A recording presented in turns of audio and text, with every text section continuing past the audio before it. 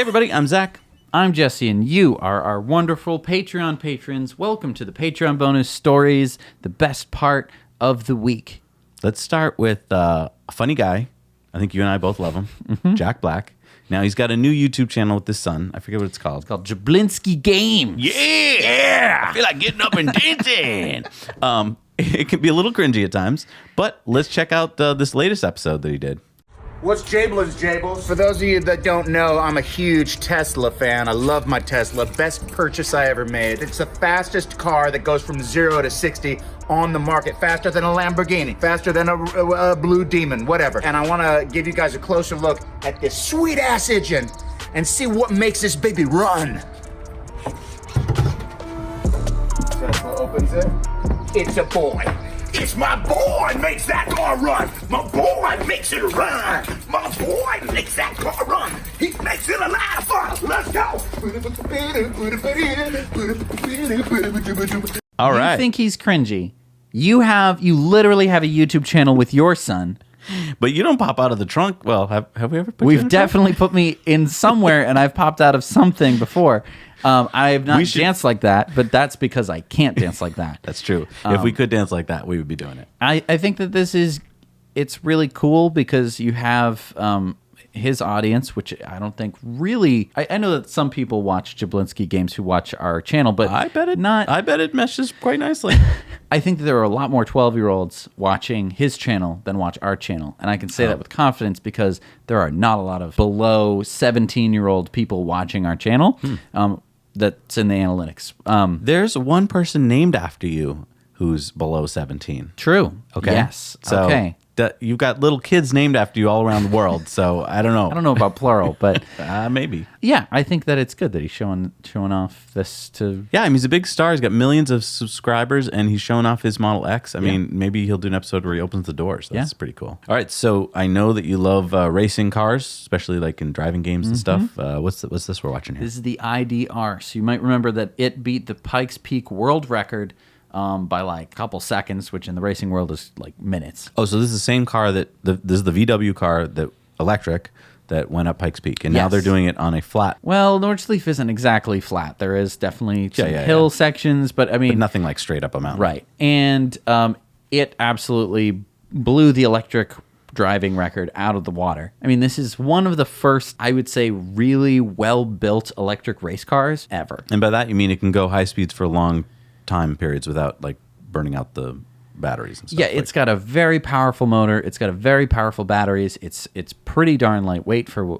what it is. It's a fantastic, unbelievable race car. And it has all the racing things. Like, Formula E is exciting and stuff, but they use road tires.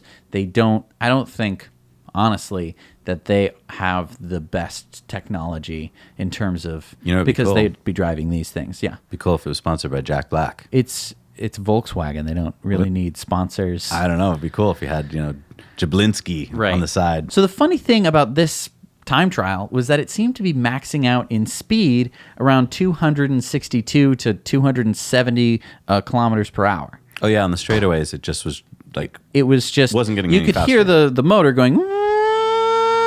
And it just, maintained that. It didn't have any more oomph.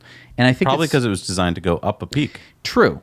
But I think that with some tweaking, you could get it to go even faster because on the straightaways, just, either you could put it into a different gear. It doesn't necessarily help you that much. But I think with that powerful a motor, pop it into a lower gear. Maybe it lowers your top speed. I'm not enough of a race car engineer to be able to tell you that answer, but there's room for improvement, right? These electric cars can go faster. I get bored. Honestly, after like 2 minutes, I get bored watching this. Yeah. I don't know how you do it's it. Like, not as exciting as the Isle of Man race. I mean, this I like more. I don't know why, because I think because there's people and it's real roads and it's super dangerous. No, people die. People die I don't on like the Isle of Man.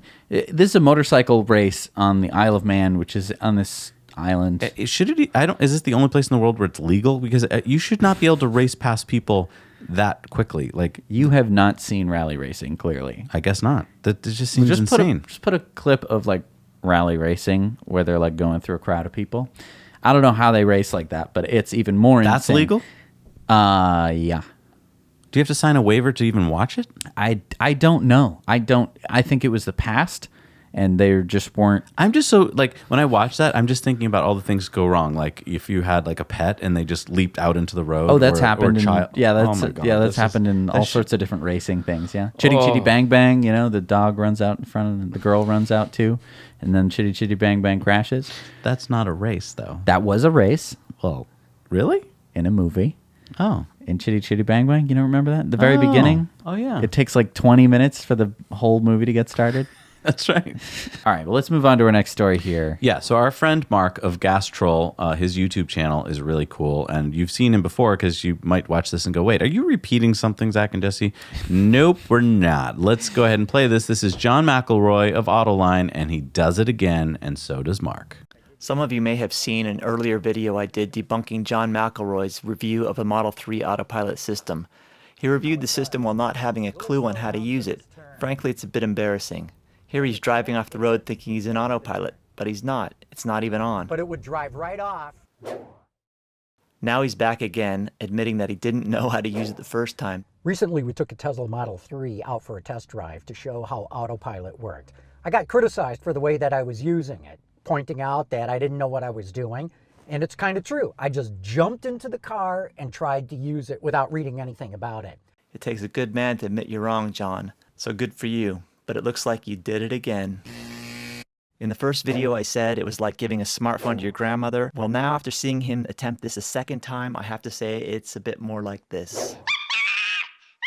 I emailed John when the first video came out, offering to walk him through the problems he had with the system and to teach him how it works. He sent this back. John saying basically that he knows the system and has driven it for a week. But in the second video, he contradicts himself. I just jumped into the car and tried to use it without reading anything about it. Well, that's funny. So let's see how you do this time. So now we're going to do the whole thing again. Exact same car, exact same route.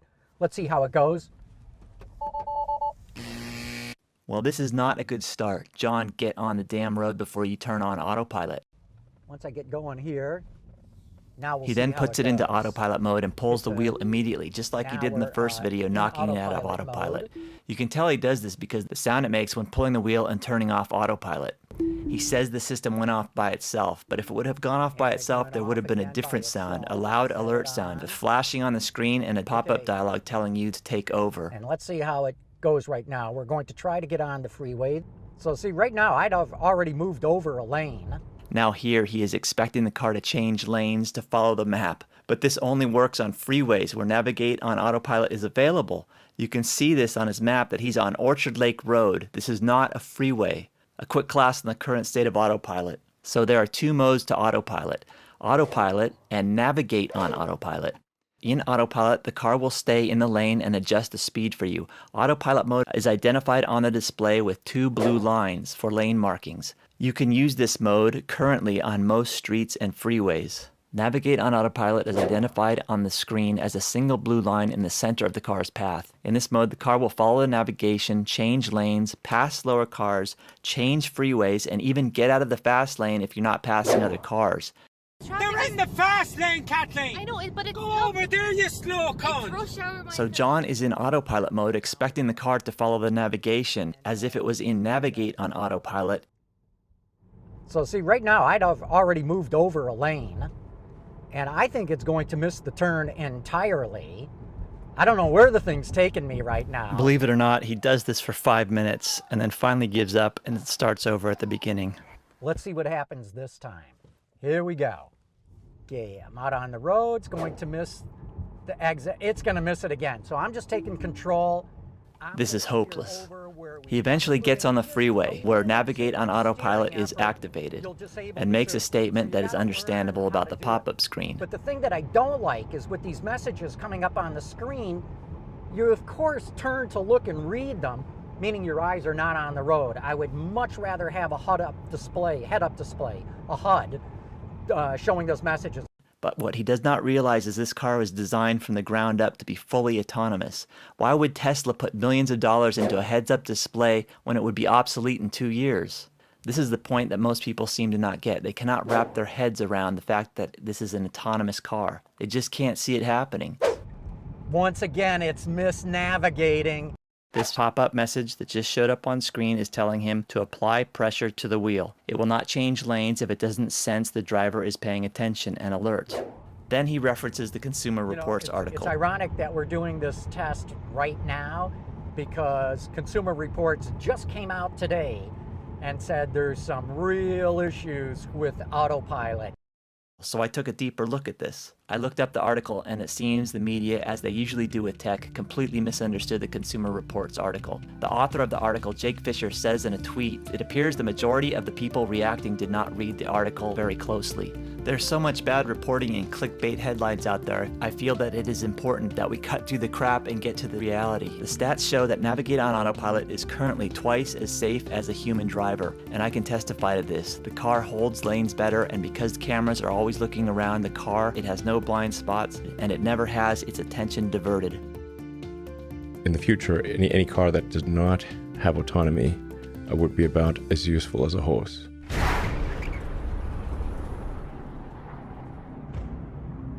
Thanks for watching. Look for my next video that will cover Tesla's autonomous driving and how the industry responds to the Model 3. All right, so first of all, go over to Mark's Patreon and support him because he took the time again to make an awesome video showing us that even after John McElroy had a chance to correct himself, he gets on the video, right, and he says, "All right, I admit I didn't know what I was doing." Okay, like Mark says, good on you for admitting that. But then you Don't learn the way to do right autopilot. Also, you specifically said in your letter that you had spent a week. whole day. Yeah, like you had driven that exact route the day before. Like you don't know how the system works, laughably so. Like I don't think I could spend that much time in a Model 3 using autopilot and not have learned how to use it. Like it seems like he's almost purposely trying to not pay attention. Were you the kid at the back of the room, John, who wasn't paying attention in class and then We are so lucky. We were eased into autopilot. We were the first people to step our little baby toe into the autopilot, and then we decided I'm not blaming people for taking time to learn it. No. But what I'm saying is we didn't have Navigate on Autopilot when it first came out. So the only thing we could learn about was just autopilot. You put it in autopilot, and then that was autopilot. There was no other features. It was just that. You could, I think an update came out where you could turn on your blinker and it would change lanes for you. If he wants to do a video about how he doesn't get it, like, oh, I don't know if I'm in or not. Like, I wish they had different sounds. Okay, maybe. But he goes, I'm in autopilot and look, it's about to crash. Or, it's like, and no. it's not an autopilot and you're driving the car. Right. Like it's your responsibility. You're like, this is doing a great job. It's like, no, you're driving the car. Right. It's embarrassing, John, because you're a car guy. Like, whole thing. Here's why it's embarrassing, right? Sometimes we make a video, right? And the boys edit it up and we watch it and we go, oh my gosh, we made a glaring mistake. And what we usually do is we don't release that video or we re-record that part. Right. Or it's the kind of thing where it's like, you know what? I didn't know that. I mean, I thought based on something that fact was true, that like geostationary orbit was above the moon's orbit. True in Kerbal Space Program, I think, but like that was okay, wrong thing, but my point still stands about the, whatever. He's only talking about autopilot. He's just talking about that. He could watch the footage back and say, oh my gosh, I wasn't in autopilot He did get to watch it back because Mark made a video for him pointing and stopping and telling him, and he then repeated to make the exact same mistakes. Before he releases the video, he could have watched it again. He could have shared it with a friend. Right. Or Mark, he could have said, Mark, I'm going to release this video. Right. I know that you in the past thought that I was an idiot. Right. So here, why don't you tell me if I did anything wrong? And then Mark could have said, yeah, you made a mistake here, here, and here. Right. And then he could have gone back to fix it or something. And look, I think that there are people who are going to use autopilot this way. They're going to get frustrated. They're going to get scared. They're not going to want to use it because they're going to say, it doesn't work. I don't know how it works. It doesn't function the way that it should function. Don't know.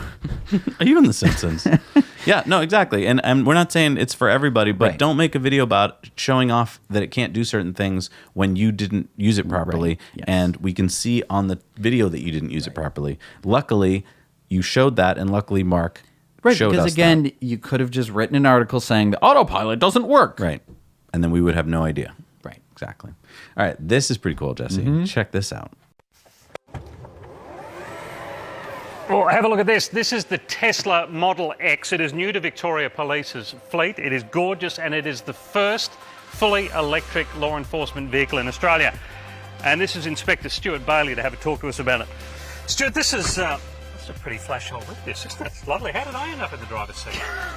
Wonderful. So, what do you make of this? This is a terrific vehicle. Oh, this is the future. There's no doubt about this. This is a fully electric car that's going to change our fleet in Victoria Police. I can see in 10 years' time that every one of our cars will be an electric car. And can you imagine that? We're not paying anything for the fuel, just the electricity, which is actually a quarter of the cost as we pay now for our petrol-driven car. This is just a normal police car. We just want to see it working in its natural environment, if you like, for police to go through their normal road policing enforcement duties. This screen will allow us to put our mobile data terminal onto this screen. Our body-worn cameras can be played through this screen, our in-car video can be played through this screen, our automatic number plate recognition, all our mobility devices we can mirror onto this as well, so it's a one-stop shop for our members. Okay, this is our variable messaging sign on our light bar on the roof, so we can scroll through there and pick whatever message we want to get to our road users. We've got both the Tesla and Victoria Police engineers that will be coming out and looking at the data coming out of this and speaking to our police members to try and understand what is working and what we need to change. How does it go? It goes very fast. It can get to 100 kilometres an hour in 4.9 seconds. This has been independently tested, and this has been determined as the best car in our fleet. In performance, braking and handling, it is the best car. It is the most stable car we have on our road at the present time. They're going to see it right throughout Victoria, but predominantly our Southeast State Highway Patrol members will be taking this to Bass Coast. They'll be taking it to Latrobe, and they predominantly also work in Casey and Dandenong PSA. Well, Stuart, thanks very much for that. Where's the button for the lights and sirens? So we've got the control centre here, but we've integrated that onto our system, and that is our first part of the integration onto our digital screen. Yeah, no, I don't care. Which one do I hit? Just hit that primary one initially.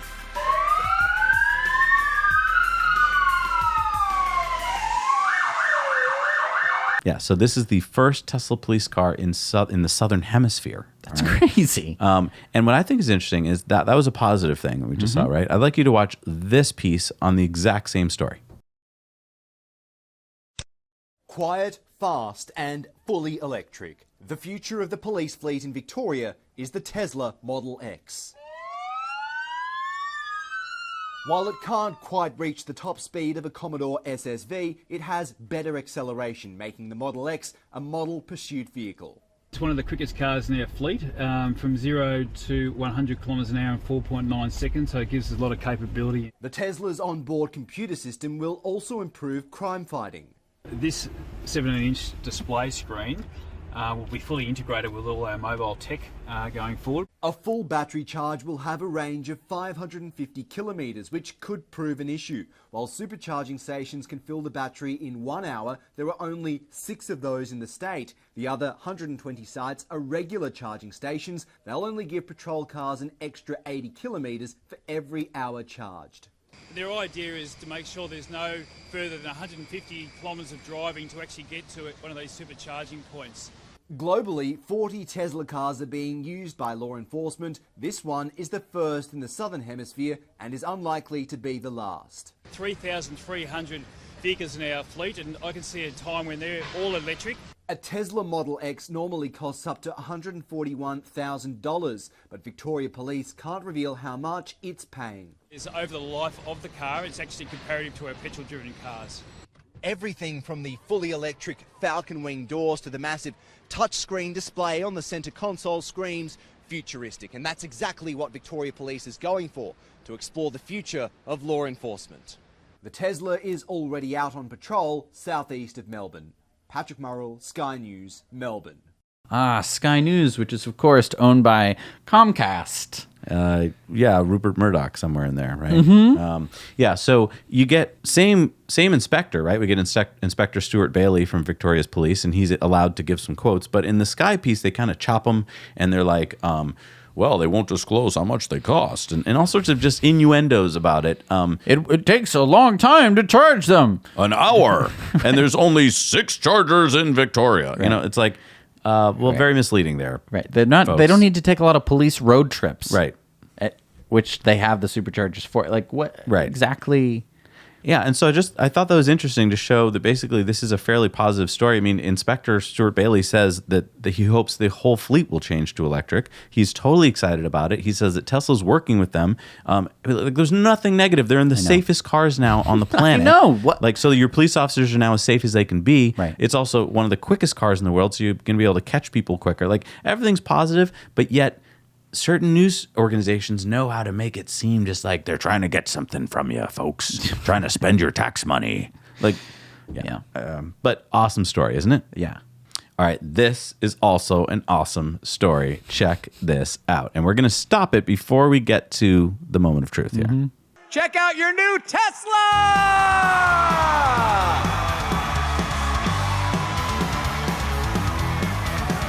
It's the Obsidian Black Metallic Model 3 Long Range, featuring a 3-phase, 6-pole internal permanent magnet motor, microprocessor-controlled lithium-ion battery, 15-inch touchscreen, and all-wheel drive. It's the Tesla Model 3! Wonder how happy Michael is about his new half a car. He can ride in the passenger seat all he wants. Yeah, now, Gregory, where do you live? I live in Hollywood. And what do you do? I do a homeless housing development company. Oh, good for you. Nice to meet you, buddy. Nice to meet you. Well, I hope you enjoy this car. The game is called That's Too Much. Now, what's going to happen is I'm going to show you prices, and each one of them looks like a price of a car, but not one of them is the price of that Tesla 3 over there. And they're going to increase as we go. Now, what I'm looking for is I'm looking for the number that's just over the price of that car. When you see the number that's just over the price of the car, yell out, "That's too much." If you're right, you and your friend Michael get a brand new Tesla Model 3. All right, so folks, we're going to stop right here before we get to the game. Now, you've heard what it is, right? It's an Obsidian Metallic Black Model 3 all-wheel drive. And now you think to yourself, don't Google it. Just think to yourself what the price is. Play along with it. Here we go. Let's start out with $48,970. Keep going. I know, shocking already. It's like really high. It's $50,583. Keep going. Keep going. $52,316. That's too much. He says that's too much. $52,316.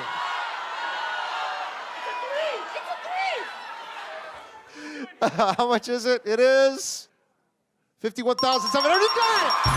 You got it! You want the car! All right, Jesse, did you win? No. I didn't win either. I would have gone 58,000. Yeah, I was going to go more. That just shows you how inexpensive it is. And yet, what's his name? Who's the host there? I don't know. He did that show, right? The improv show? Yeah, and he also did the one before that. I missed that show. That was a good show. But he does that little Tesla dig where he's like, "Oh, pretty expensive car." I can't believe it's already so expensive. Well, whatever. This car doesn't need much service, and it's going to keep driving for years and be on the Tesla network. So whatever. But did you know The Price is Right has been aired since 1972, and that's the American version. Wow. The British version. Guess when that started airing? 900 AD Romans. So how much is this new Olympic chariot? 800 denaries. Oh, they just had a guy. So 1956, the British version. Wow. Anyway, congratulations to Gregory and Michael. You guys are going to be driving around in that sweet Model 3. And what's cool is that this was the game show's Dream Car Week giveaway. So they had other cool cars during the week, like Ferraris and stuff like that. And this was in the mix. So great way to introduce the car to the world. So our friend Patrick Wiggins sent us this story from way back in 2015. See what you think. Most of us know Promontory is where the Golden Spike was hammered into the ground, connecting the east to the west by railroad. But do you know why Lake Point in Tooele County is significant? As news specialist Alex Cabrera reports, there's a connection there for modern-day travelers. Anyone who has ever driven on I-80 between Salt Lake and Reno knows you definitely have to think about where you're going to fill up. But what if you're driving a car where a gas station is useless.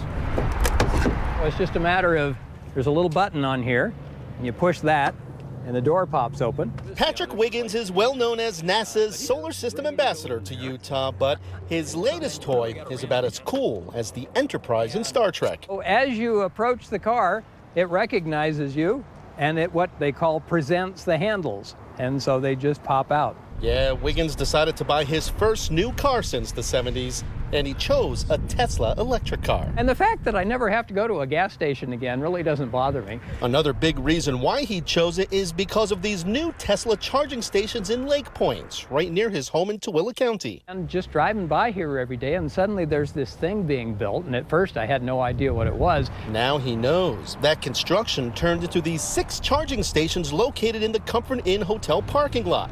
They're also significant because now Tesla drivers are connected from California to Colorado. As I've seen on the Tesla forums, how excited they are about this particular location and how it helps them get all the way across. Eric Biggs, the general manager of Lake Point's Comfort Inn, remembers thinking it was a prank call when Tesla first contacted him.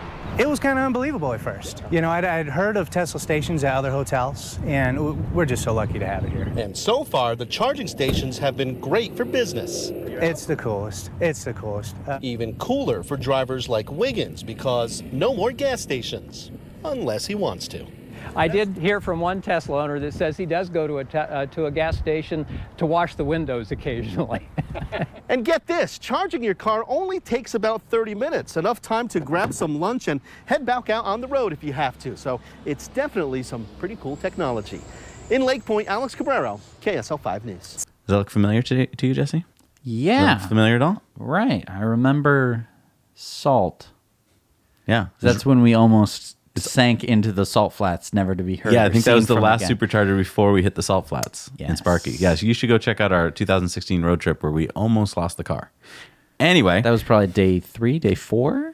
Yeah, maybe day something 4, like that. the Model X road trip cross Something like country. that. Yeah. But isn't that cool that, Patrick has a really good point here. He's like, have your viewers contact their local media sources to cover Tesla stories in their areas. Because think about it, if you're a local station, you don't always have a lot of news. And a lot of times you go record a story and you just keep it like on file until there's a slow news day, right? So if you Teslas, they get clicks. Yeah. So and they'll get a lot of cool B-roll of your car. You could do a story about your Model 3 or some Tesla superchargers or, What would be like a good news story for Model 3? Like if you could rescue someone using the Model 3, it would by summoning it would work in, there's the commercial where there's the helium leak in the tunnel and everyone's voice is really high. That would actually be really dangerous and cars wouldn't function because there wouldn't be enough oxygen in the air either to breathe or for the cars. So what you could do is wait for an helium leak. You could speed into the tunnel, rescue people, and speed out of there without, because otherwise regular car would go in and go, don't have any oxygen. Wow. So if that happens if to you, there's ever be a ready. helium leak, no, don't risk your life trying to save people from a helium leak in a tunnel. Leak or link? Leak. I can't. Helium leak. All right, and some news for you guys if you're watching. We're going to be stopping the Model 3 tip of the week because we've got so much going on, and to try and get a tip out every week is proven to be just, I don't know, too much. We're still going to do lots of cool stories, but to do it on a weekly basis has been really hard, especially because our weather here in New England is so, like one day, a day ago it was winter, right? We couldn't even leave the house. There was snow piling up. It was so cold, right? And then the next day it's so hot and there's pollen everywhere. And so it's really hard for us to time it right. So my car looks terrible. It's I know, covered it's in black. pollen. Yeah. And you know that if you wash it, it's just going to be more covered in pollen because whatever they use is not pollen protection. Right. I know. I see why all the YouTubers just go to LA. It's the same weather every day. Is that what we're going to do? No, I don't want to go to LA. Where do you want to go? I don't know. It's hard. I don't like LA that much. Yeah, but it is beautiful. Like it's great for shooting videos. It's 70 degrees every day. Yeah. And but sunny. everyone likes it, and there's I so know. much traffic. What's the boring companies there? Wait, so let me just ask you a question. Yeah. When the boring company solves the traffic problem, what do you think then? Maybe. Probably not. Still seen too many TV shows take place in LA that have to do with crime and You were born like there. that. Yeah, You might and have then it you in your blood. moved. You moved as soon as you had a kid. You were like, "This is a stupid place for a child. We Well, need to leave." There was a few reasons why we left. There was earthquakes. There was riots. There's there still was, earthquakes. Yeah. There's still riots and forest fires. You did a smart thing. Good work. Wow. See? I've got it on film, guys. This is awesome. Put that into the reel. I like it here. It's much better. Awesome. I chose the right place. Excellent. But it is harder for Model 3 tip of the week. And plus, I mean, we're running out of tips. I don't know if that's it. It's just...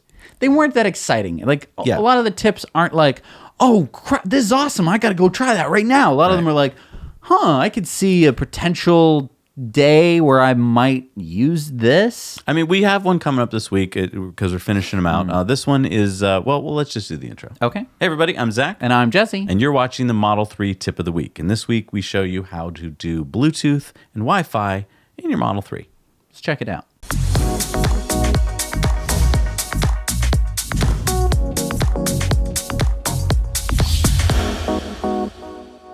All right, next on Now You Know, we're going to tell you how to get Bluetooth working between your phone and your Model 3.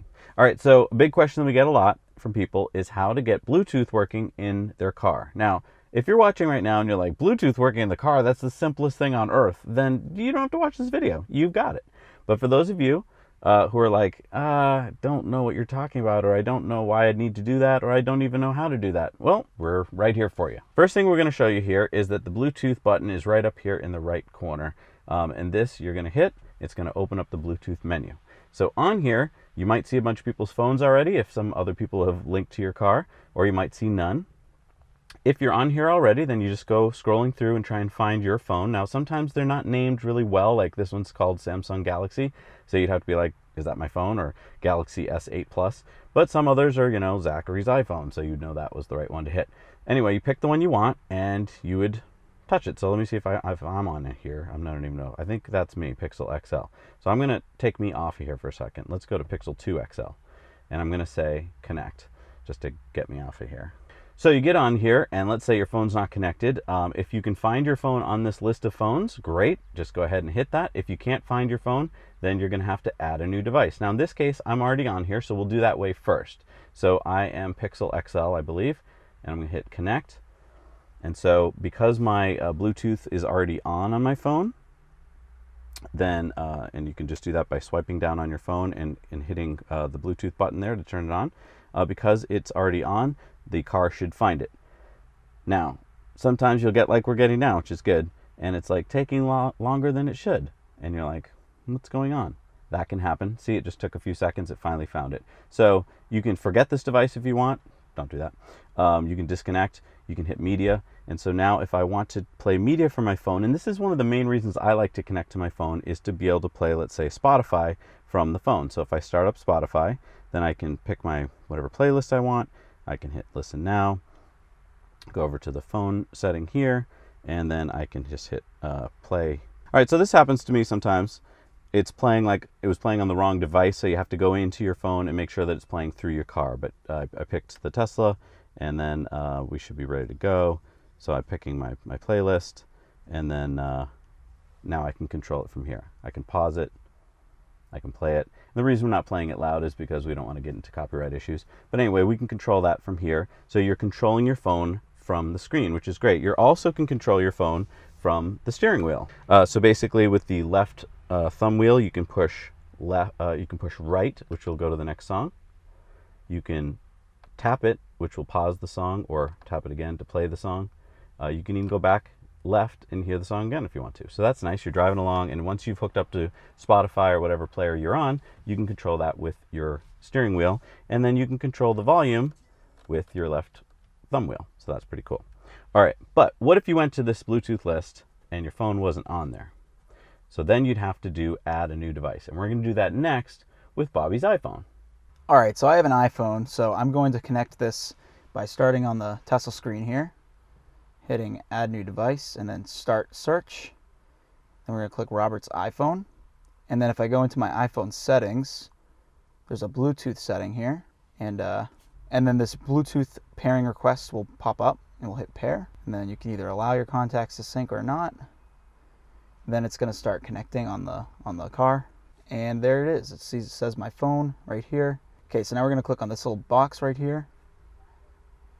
And it'll show my contacts who I've called recently. So if you wanted to call from the car while you're driving, you just see all your recent phone calls here, or your contacts, or you can dial in a number there, and you can just call while you're driving the car. All right, thank you, Bobby. There is another way to get into the Bluetooth menu if you forget about this one over in the corner. It is to hit the music icon right here and to go into this screen.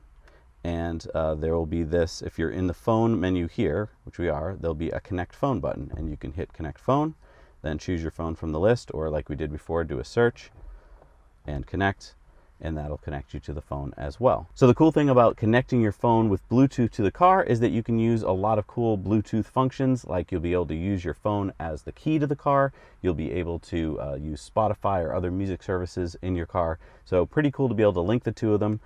If you have any questions, put them down in the comments below. Make sure you subscribe and like, and now you know.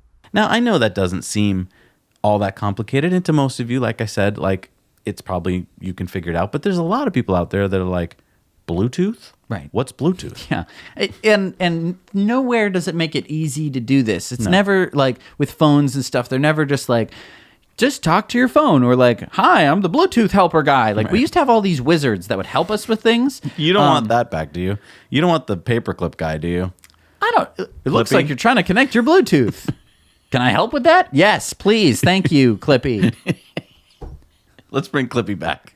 I mean, it didn't make any sense with the Microsoft Word document, because I mean, like, yeah, kind of crazy. Oh, it looks like you're trying to do a ransom letter. It's like, I'm just trying to do my homework.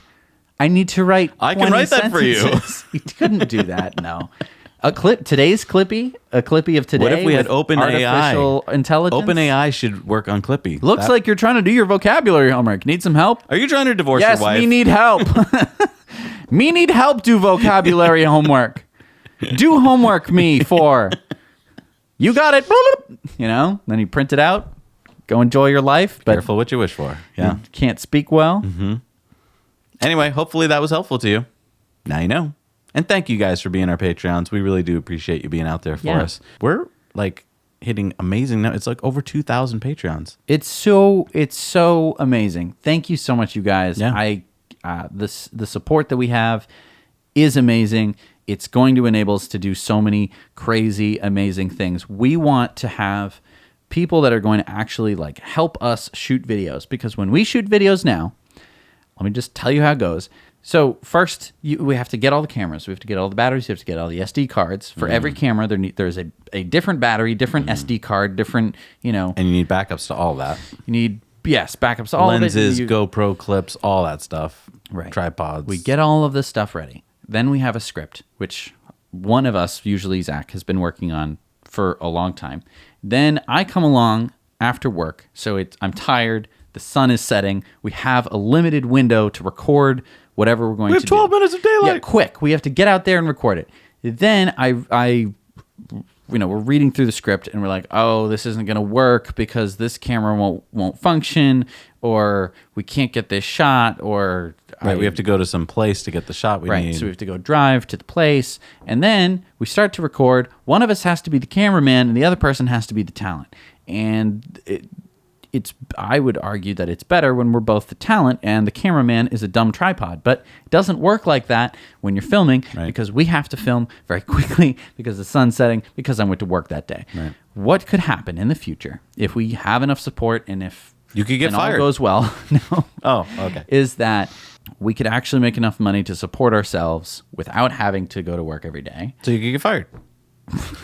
No. But if we had enough support, like we could be doing this full time. We could be, we could hire people. Yeah, we could get the right staff. Right. Exactly. I think the first step would be to have someone to be the cameraman. Have you ever wondered producer. when you go by an actual TV shoot or a film shoot and you see like 12 people that are just in front of the camera, and then you see like 45 behind the camera? Mm-hmm. There's a reason for that. It's not because they just want to inflate the numbers, because everybody has a job to do and they're all super important. Right. And we found out so many times that like Oh, you didn't put a card in the audio recorder? Right. Oh, so is it recording right now? Oh, Okay, we have to good, go it back is. and do Right. it again. Like, so yeah, everyone. There's so many jobs, and we're usually wearing all the hats. And when we're wearing all the hats, we're not able to put out as good a show. What we've done in this room right now is around me there's 1, 2, 3, 4, 5, 6, 7, 8 lights. There is one camera. There are 2 microphones. Like we've got this all down to a science. We walk in the room, we just turn everything on, get a couple things worked out, and then we're ready to rock and roll. We've worked out all this friction. It used to be that we had to get the camera, bring it into the Tesla, right, along with lights because it was probably dark because it was winter. We had to turn the heat on in the Tesla when we were freezing because we couldn't keep the heat on too high or you'd hear it. Right.